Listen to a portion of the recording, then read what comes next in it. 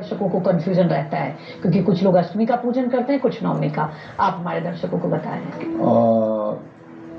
दिल्ली जी, हरियाणा, चंडीगढ़, पंजाब, इन क्षेत्रों में प्रायः लोग अष्टमी का पूजन करते हैं। जी, अष्टमी में ही कंजके कुमारी कन्याओं का पूजन करते हैं, उन्हें पूजन करके और इसी दिन हवन भी कर लेते हैं। जी, लेकिन अगर आप काशी प्रयाग की बात करें, अगर आप पूर्वांचल की बात करें, तो वहाँ कुमारी कन्याओं के पूजन का नवमी को विधान है। जी, नवमी को हवन का विधान है और हवन के बाद कुमारी कन्याओं के पूजन का विधान है। जी, जी। तो ये स्थान स्थान के हिसाब से चीजें हैं।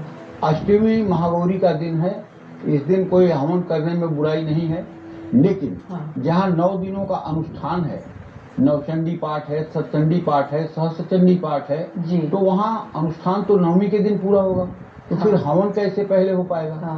अगर आप सामान्य पूजा करते हैं तब तो आप अष्टमी के दिन हवन कर सकते हैं, लेकिन अगर आप अनुष्ठान में हैं और 9 दिनों का आपका संकल्प है, तो फिर आप तो नवमी के दिन ही हवन करने के लिए मजबूर हैं। और जब नवमी के दिन आप हवन कर लेंगे, उसके बाद ही कन्या पूजन और ब्राह्मण भोजन का कार्यक्रम होगा। जी, जी।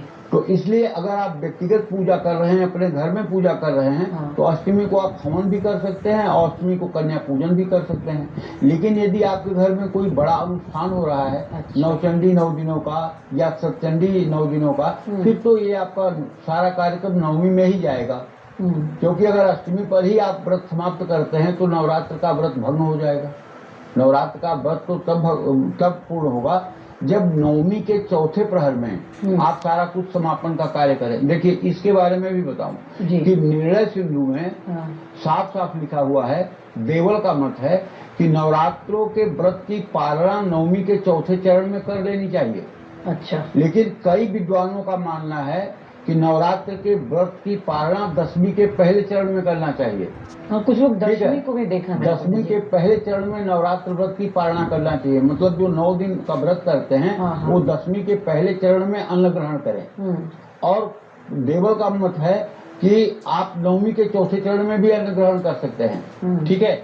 अब जैसे काशी का जो पंचांग छपता है, उसमें 10वीं तिथि पर अन्न प्राशन के लिए अन्न ग्रहण करने की बात कही जाती है। लेकिन कुछ विद्वान ऐसे भी हैं जो नवमी के चौथे चरण को ही मानते हैं। तो ये दोनों में भेद है, लेकिन दोनों में दोष नहीं है। चौथे चरण मतलब पंडित जी कितने? जैसे नवरात्र मतलब कि जो है 24 घंटे का होता है नवमी तिथि। तो नवमी तिथि में 18 घंटे व्यतीत हो जाने के बाद आप मतलब कि जो है व्रत का पालना कर सकते हैं। ये चौथा चरण बोला जाता है। एक तिथि 24 घंटे की होती है, जिसमें 6 घंटे का एक चरण होता है। इस तरह से अनुमान लगा करके करना चाहिए। ठीक है। तो अष्टमी और नवमी में कुमारी कन्या का पूजन, अगर अष्टमी में देखें तो जैसे पूरे दिल्ली में आप अष्टमी को कन्या पूजन होता है। हरियाणा में भी होता है, लेकिन आप यही चीज अगर बनारस, बिहार में भी, प्रयाग या बिहार में या मतलब कि कहीं भी पूर्वांचल में जाएंगे तो नवमी के दिन ही पूजन होता है। तो इसमें बहुत सशंकित नहीं होना चाहिए।